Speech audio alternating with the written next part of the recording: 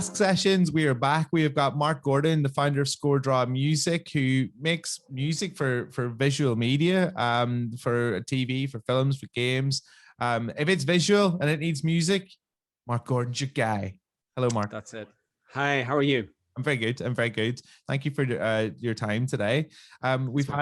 We've had some questions coming in. Like, you know, there's so many different aspects of music. It's not just plugging in a bass guitar and some drums, or stepping up on a stage and rapping or whatever. Like, you know, there's people out there who make music and maybe don't want to get on the stage but want to make music for certain elements of TV and production. And you're the best person to speak to, so I'm going to get straight in on the first question, which is, what qualifications, if any, do you need to compose music for visual media? Yeah, that is a really good question. And I suppose there are probably two schools of thought. School of thought number one is that it does no harm, to go up to university level. And, there's certainly places all over the UK and Ireland as well where you can study composing for visual media, from kind of local universities like Queen's and whatnot that have a module about composing for visual media, right across to kind of degree level courses in which you will do nothing other than compose for visual media. For me personally, it was the case that I did not study. I stopped my music studying at GCSE level because I struggled to sight read. So I just went straight towards, I guess, the technology. So we write in my studio in Cubase, which is very kind of easy to pick up if you have a sense of kind of, what it is to kind of do, MIDI and quantizing and whatnot. And that's kind of how I've got on. And equally, there would be, an idea that, like, when you're in those years and kind of doing kind of university style education, there are also people who have just gone straight into the industry and just kind of started that hustle and that networking. So the honest truth of it is, as is always the case, there's no right answer. You can study up to degree level, and certainly that will give you more of a sense of kind of how to specifically compose to picture, or how to maybe hit narrative beats. But like me and 50% of the people who work with me at Score Draw Music, they didn't study music, beyond GCSE or A level. So yeah, no right answer, unfortunately, but people have worked it either way. Can you explain the process of getting hired to compose music for screen? Yeah, I'm sure there's absolutely. Almost like the last question, there's probably a myriad of different ways for that to happen. There is, especially, so most of the work that we do is in animation. So it's in the children's sector. So we've done shows for people like Disney Junior, Nickelodeon Junior, PBS Kids, CBBC. And the way it tends to work is that we'll get contacted by a producer for a show, and they'll say, hey, we're doing this show. It's about these people. It's this. We're doing this many episodes, and we'd love you to kind of be one of maybe 2 or 3 composers, composition companies who will pitch. So they will send us maybe a couple of scenes and a bit of a music mood board. So very similar. You kind of imagine, Pinterest and kind of visual mood boards and stuff. Music mood board can be like, 10 tracks on Spotify or YouTube that they just think are sort of in the lane of the show.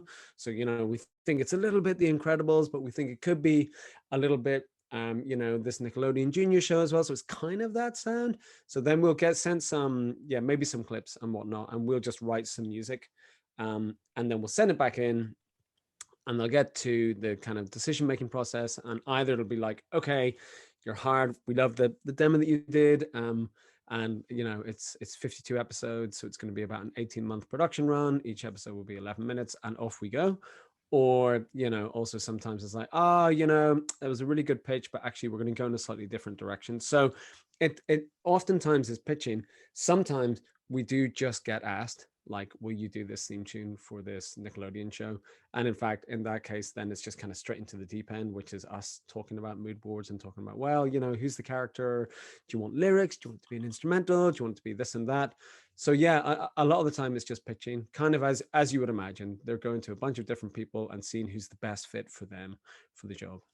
What's your advice to somebody who has never composed for visual media before, but wants to get into it? They want to get their first job, and yes. And they're like going, right, how do I do it? Like, how do I go in? Do I have to apply somewhere? Do I just have to chase people? Yeah. So this is one of the biggest chicken and egg situations, which is that a lot of people who, because we do placements with people. We just did a placement last week with someone who's in the first year of their A levels at a school in Uri. And kind of that same thing, that, they kind of have this feeling like they want to do it, but they don't really know how to get into it.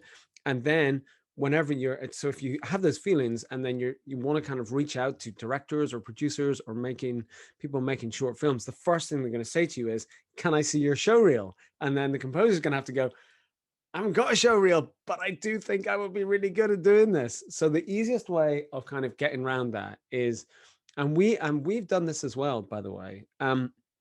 Whenever we used to pitch for stuff that we'd never written that style of music before, we would go on to especially a website called archive.org, which is a lot of kind of open source film content that stretches back like 100 years almost. So you can pull down some beautiful grainy black and white footage from 1950 showing, I don't know, a pastoral scene in Eastern Europe. And then you can throw it into Ableton or even into something, like Audacity, and just kind of write some music.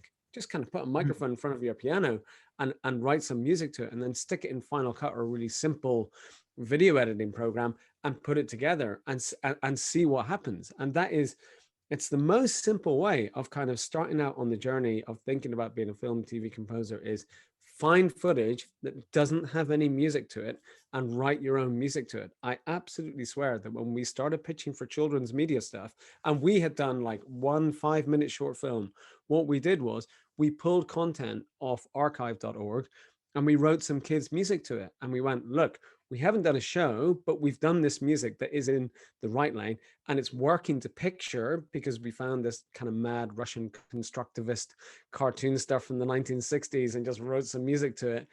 And so we got around that chicken and egg thing of not having had, a big kind of list of credits of like, here's my BBC stuff, my Channel 4 stuff, my Sky stuff, and my Nickelodeon stuff, just by kind of doing it ourselves in a DIY way. I think that is a really, really good way of getting started. It's creating your demo tape, isn't it? Like, I mean, I did the same when I was like getting into radio. I was doing like fake radio shows that were going out to nobody, where I would like pretend that I was Zane Lowe, or pretend that I was like Steve Lamack, or absolutely Annie Mac or somebody like that, and just send them it out. Well, like, I mean, you're like what gets leveled at me quite a lot, and I shudder at the term, but like, you've got a portfolio career where you do like a lot of different things. And one of the questions that's come true is like, what advice you have to balance multiple projects day to day? Yeah, I mean, that is a really, really brilliant question, because I was writing somebody an email this morning who had got in contact from Los Angeles yesterday, and he was like, "Yeah, what are you up to?" And I started writing down all the projects that we're working on at the moment, and it's like PBS Kids Show, a show in China, a show for Milkshake for Channel 5, a show for this, a show for this. And I stopped at like 6 because I was like, we are working on so much stuff at the moment. Yeah. The balance is always really difficult. And I'm lucky in that I work in a team of people. So there's now 7 of us. So we have a lot of kind of internal workflow management things, which I'm really, really, really lucky about. But when it was me on my own, and I was just starting, I did really struggle with that, because I was doing other things in music to make money as well. And I had so many different lanes that were going on. And in terms of like, I was doing, I used to do bits of DJing, or I used to do bits of like promoting bands, and I did this and then I did that. And what I was waiting for one of the horses to start pulling away and be like, okay, that way the career lies and the pathway lies. But what I always felt when I was very, very, very, very busy, which was all of the time, I always had this thing of thinking about somebody who was living on the same street as me, who were like 5 doors down, and they were getting up, even though they were really busy, they were getting up like half an hour earlier than me and doing their like social media or doing their, emails and doing this and that. Because I just thought, like, the only way this is going to happen is if I just accept that I have to work insanely hard and be my own rainmaker. And even when that melt, that I had all these different plates that I was just trying to keep spinning all the time. What was driving me when I was younger was that sense of just like, yeah, but I bet there's somebody else down the street and they're working even harder and I have to work harder than them. Yeah, I mean, I can attest to that. Like, they're like, over the space of any growth in a creative industry or job, is that you're generally working in something that you love, which a lot of other people love too, and they're all competing for the same bit. So there will be a little bit of blood, sweat, and tears that goes along with it. Another question that's come in is about how composers get paid. Is it upfront fees, or is it less upfront fees and more royalty based? Okay, that is an absolutely brilliant question.